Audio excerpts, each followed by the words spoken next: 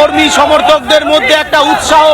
এই মুহূর্তে প্রধানমন্ত্রীর প্ল্যাকার্ড, ভোট ফর বিজেপি, প্রধানমন্ত্রীর ছবি নিয়ে এই মুহূর্তে কর্মী সমর্থকরা তারা এই মুহূর্তে পৌঁছে গিয়েছে সরাসরি মালদা সভাস্থল থেকে সেই ছবি দেখাচ্ছি।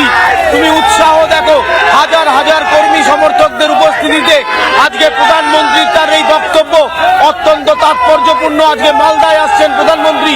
রেলের অনুষ্ঠানের পাশাপাশি যে পরিবর্তন সংকল্প যাত্রা প্রধানমন্ত্রী, সেই যাত্রা এই মুহূর্তে কর্মী সমর্থক তারা আসতে শুরু করে দিয়েছে। আমার পেছনে তুমি সেই ছবি দেখতে পাচ্ছ, প্ল্যাকার্ড। মোদী কি বলবেন? মোদী প্রধানমন্ত্রী আসছে মালদায়, কি আশা রাখছে? সুনামি নিয়ে আসছে, পদ্ম ফুলের সুনামি। 26 এপ্রিলে মে পশ্চিমবঙ্গে পদ্ম ফুলের সুনামি আসছে। পদ্ম ফুলের সুনামি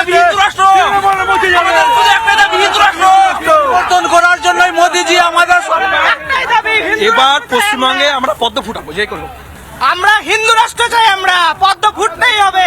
আমাদের পশ্চিমবঙ্গতে পদ্ম ফুল ফুটাতে পদ্ম ফুলের সুনামি, পদ্ম ফুলের সুনামি। শুধুমাত্র হিন্দু রাষ্ট্র যাবে আমাদের। হিন্দু হয়ে বাঁচতে চাও তাহলে পদ্ম ফুলে ভোট দাও। এই মুহূর্তে সেই ছবি তুমি দেখছো, কর্মী সমর্থকরা স্লোগান দিচ্ছেন, প্রধানমন্ত্রী আসছেন, বলছেন পদ্ম ফুলের সুনামি নিয়ে আসছেন প্রধানমন্ত্রী। এই ছবি রয়েছে মালদার কর্মসূচিতে আজকে যোগ দেবেন প্রধানমন্ত্রী, রাজনৈতিক কর্মসূচি। এই মুহূর্তে কর্মী সমর্থকদের মধ্যে উৎসাহ চূড়ান্ত। সরাসরি সেই ছবি দেখাও, সেই ছবি তুমি দেখতে পাচ্ছ। এই মুহূর্তে কর্মী সমর্থক যারা তারা এসে উপস্থিত হয়েছেন, আর প্রধানমন্ত্রীর অপেক্ষা বেড়া একটাই, তিনি প্রোগ্রামে আসবেন।